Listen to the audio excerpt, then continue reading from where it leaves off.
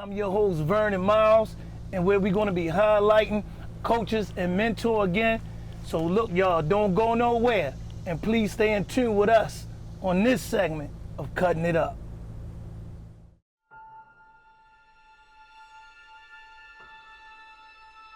Is it something that they gotta get to, like a wake-up call, or what they say? You know, you done hit the ground level. Gotta hit your Hit bottom. your rock bottom. Gotta hit your bottom.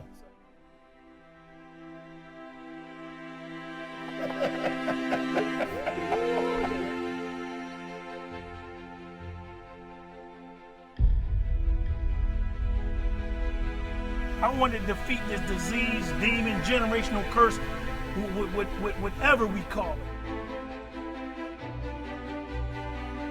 Honestly, I don't think it's pressure so much. I feel like a lot of women go through identity crisis.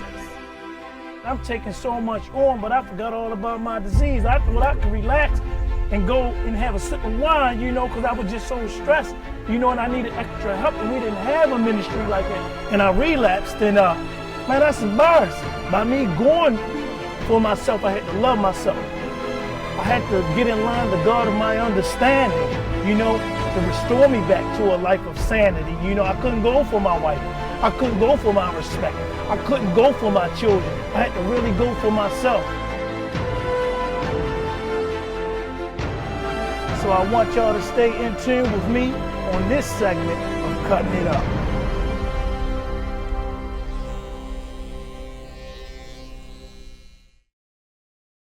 Welcome back, y'all, to this segment of Cutting It Up. And I have two upstanding men in our community. And I want them at this time to introduce themselves and the programs that y'all represent. Elder Terrence Wheeler, head varsity football coach at Baltimore Polytechnic Institute, associate minister at Rehoboth Light of the World Church. Jarrell Wilson, CEO of For My Kids, Inc., which is a nonprofit that helps families in Baltimore City with housing, jobs, and aftercare and mentorship. I want to ask y'all a question. What was it like growing up in Baltimore and the challenges that y'all had to face as youth coming up in Baltimore that drives y'all passion and that gives y'all that push to doing what y'all doing right now? What was it like growing up? So it was tough, man, because I know him growing up and we know each other, and we were surrounded by the elements that could really take us down. So a lot of times we had to kind of like go left when everybody was going right. Sometimes we went right, but we knew how to make sure that we ain't stay going right. That's right. So, you know, our surrounding cast was honestly like negative guys. And I remember that, and he can attest to this because we grew up. These guys were negative, man. We might have had a couple that were positive. So for me, I learned what not to do through the negativity. That's right. You know? Yeah, same thing, man. It was just, you know, it was violent growing up. A lot of just nonsense that we had to navigate through.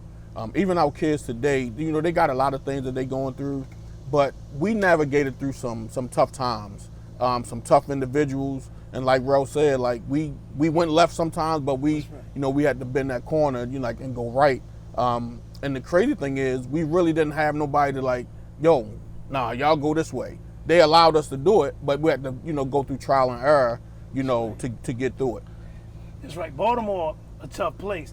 How was it for y'all coming up in your schools and the dreams that y'all had coming up through middle school and coming up through high school?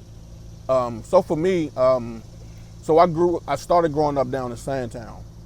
Played at Lillian Jones Recreation Center under the great Coach Didi, God bless his soul, Coach Mike, Coach Bill, Coach Dennis, and just being able to go to Harlem Park Elementary, elementary middle, Calverton Elementary. Actually, I got put out of Calverton and had to go to Harlem Park. So it's like, you know, getting through that portion of my life was a test because I'm the youngest of 7 brothers, and I got many male cousins, you know, from middle school, high school, playing sports. That was really our outlet, you know, trying to get, you know, into the sports lane, and just try to, you know, do something different than everybody else was doing.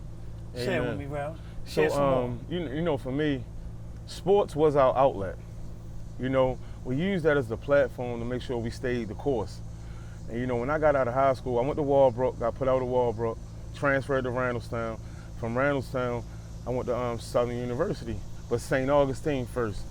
I didn't think or know if I could be an athlete on that level. That's right. I ended up getting a scholarship at Southern University, playing basketball, coming back home and started working. And it was just like, you know, my mental was so focused because that helped me build discipline, character, and structure. And like, all right, cool. I know it was rough growing up and I played a little bit of sports, but going out of town, we're a different breed. Mhm. We're not the same. No. So our attributes, our athleticism, our skill set, it overshadows a lot of other people. And they was just a little slower down south. Right. And so the coach was like, hey, look, I want to give you a scholarship. I want to offer you this and that. And I ran with it. I studied criminal law and psychology, man. Mhm. Absolutely, absolutely.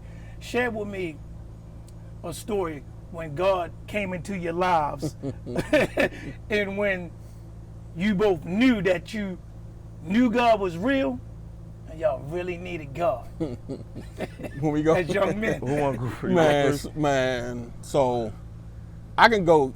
I knew we was gonna go here, and I really didn't want to go here, man. But man, it's many a times, man. Help somebody. We are on Baltimore and Warwick.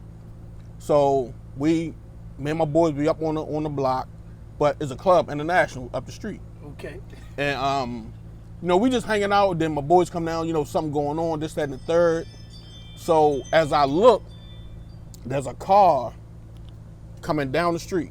I'm the only one standing by this corner. I'm looking at the car. Two girls driving, dude laid down in the back seat. So I ain't paying no mind. So I let them go by. So I look the other way, and all you hear is gunshots. Right. Boom, boom, boom, boom, boom, boom.